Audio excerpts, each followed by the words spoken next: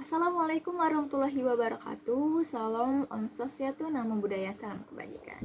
Hai semuanya, perkenalkan aku Meli Rasmida, mahasiswi Universitas Sriwijaya, Fakultas Matematika dan Ilmu Pengetahuan Alam, Prodi Biologi angkatan 2022. Saat ini saya sedang menjalankan semester 5. Oke, lanjut aja. Saya menjelaskan tentang materi tanah, genangan, dan kekeringan dalam mata kuliah fisiologi tumbuhan. Nah, yang dimana itu ada tanah dikenal sebagai media tumbuh yang berfungsi sebagai media tumbuh yang ideal secara material, tersusun atas komponen utama yaitu bahan padatan 50%, terdiri atas 45 mineral dan 5%-nya itu bahan organik. Kemudian ada ruang porinya sebesar 50%, terdiri dari 25% air dan 25% udara. Selanjutnya itu ada yang dimana faktor-faktor penting tanah sebagai media tumbuh. Jadi tanah ini sangat penting sebagai media tumbuh ya. Ada unsur hara mengandung yang diperlukan tanaman untuk tumbuh dan berkembang. Ada struktur tanah yang dimana memungkinkan ideal tanaman tumbuh subur dan menghasilkan panen yang optimal. Kemudian ada keasaman tanah, yaitu ada pH tanah antara 5,5 sampai 6,5. Air tanah untuk melarutkan mineral dan nutrisi penting dalam air tanah yang digunakan untuk proses fotosintesis. Kemudian ada klasifikasi tanah, yaitu ada 8 tahapan yang berdasarkan tekstur, ada tekstur pasir, berdebu, dan lain-lain. Ada warna merah, tanah hitam, tanah kuning, dan tanah coklat. Dan juga berdasarkan komposisi kimia, berdasarkan genesa atau proses pembentukan, berdasarkan kehidupan organik, berdasarkan kesesuaian penggunaan, berdasarkan teknik rekayasa sipil, dan berdasarkan FAO.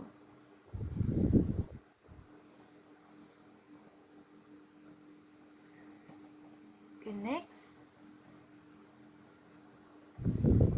Selanjutnya itu ada,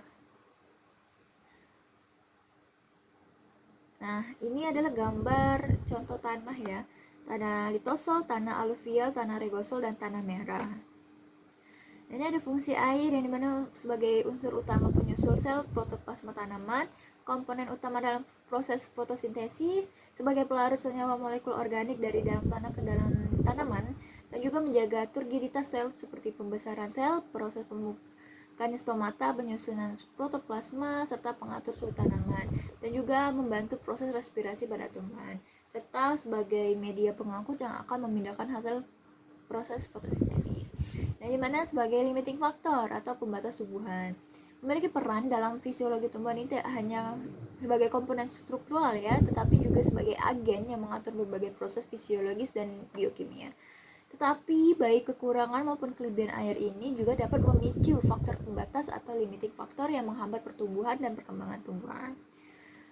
Jika kekurangan air, maka dapat mengganggu banyak fungsi fisiologis yang penting seperti terjadinya penutupan stomata, penurunan turgor, sel stres, dan juga oksidatif, gangguan metabolisme. Apabila kelebihan air sebagai pembatas pertumbuhan ini juga dapat menjadi pembatas pertumbuhan yang serius seperti genangan dan hipoksia, kondisi anaerobik, dan juga akar akan menjadi membusuk. Adaptasi tumbuhan terhadap keterbatasan air, tumbuhan telah mengembangkan berbagai adaptasi untuk mengatasi keterbatasan air seperti xerofit, efisiensi penggunaan air.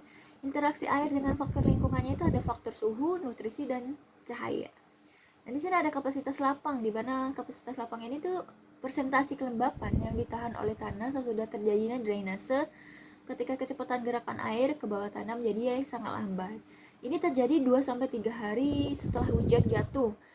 Jika tanah cukup mudah ditembus oleh air, maka tekstur dan struktur tanahnya uniform dan pori-pori tanah belum semua terisi oleh air dan temperatur yang cukup tinggi.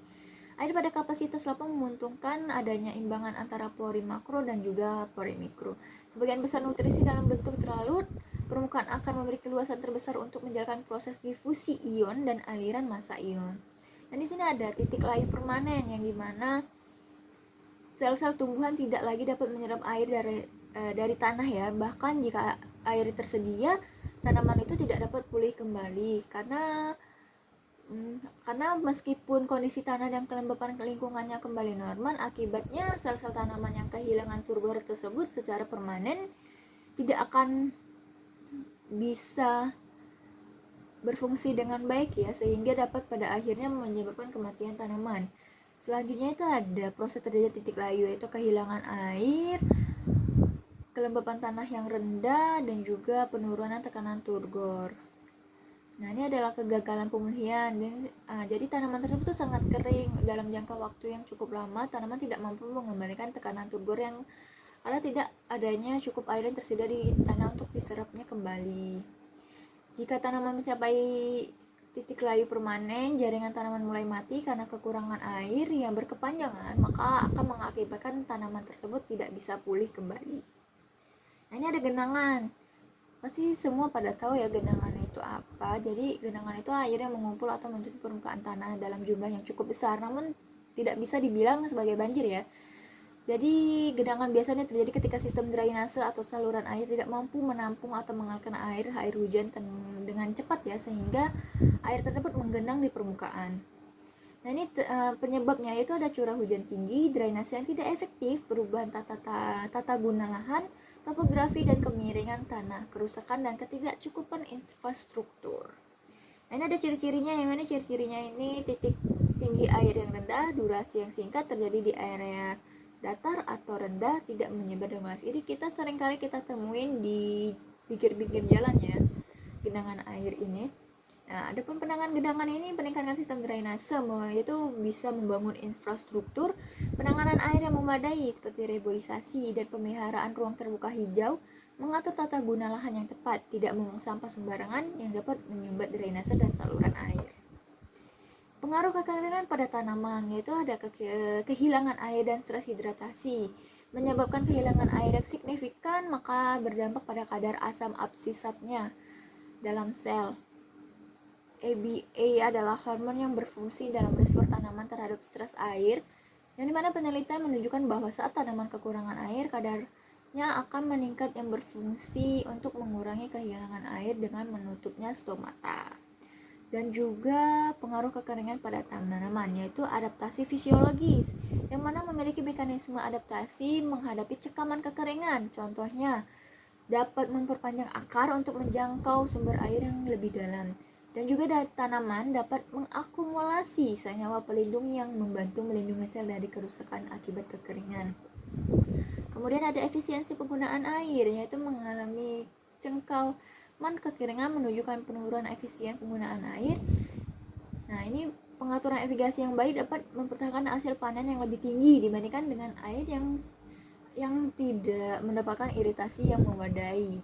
Nah, ini ada strategi pengelolaan air, yaitu untuk mengurangi dampak kekeringan. Berbagai strategi dapat diterapkan, yaitu irigasi efisien, di mana menggunakan sistem irigasi yang tepat seperti irigasi tetes yang dapat mengoptimalkan penggunaan air. Pengelolaan tanah ini memastikan tanah memiliki struktur yang baik dan dapat mampu menyimpan air serta menggunakan mulsa untuk mengurangi penguapan. Kita ada pendidikan petani, memberikan pelatihan kepada petani tentang praktik pertanian yang berkelanjutan dan teknik irigasi yang efisien untuk meningkatkan ketahanan tanaman terhadap tanaman yang kekeringan. Nah, ini strategi pengelolaan air. Secara keseluruhan ini memiliki hubungan antara tumbuhan dan air sangat kompleks dan akan dipengaruhi oleh beberapa faktor, termasuk jenis tanaman, kondisi tanah juga, dan manajemen air. Ketika dalam menghadapi tantangan kekeringan, pemahaman yang baik tentang kebutuhan air dapat strategi pengolahan yang efektif sangat penting untuk menjaga produktivitas pertanian ya. Ini kita bisa lihat gambarnya, ini sangat kering ya, tidak ada sedikit pun air yang ada di tanah ini ya. Jadi maka tanaman itu akan terjadinya titik layu permanen. Nah, ini ada curah hujan, di mana salah satu sumber utama air bagi tumbuhan. Curah hujan cukup bisa mendukung pertumbuhan tanaman karena kan air hujan ini terjadi secara alami dan efektif untuk mengairi tanah. Pada pola curah hujan yang tidak teratur atau berlebihan ya, dapat terjadinya masalah bagi lingkungan seperti genangan air yang dapat merusak akar tumbuhan dan mengurangi oksigen dalam tanah. Cara mengatasinya itu ada menggunakan drainase yang efisien. Kenapa? Karena dapat membantu mengalirkan air dari tempat yang lebih rendah, menggunakan jaringan drainase yang dibuat dari bahan tahan air seperti beton, pipa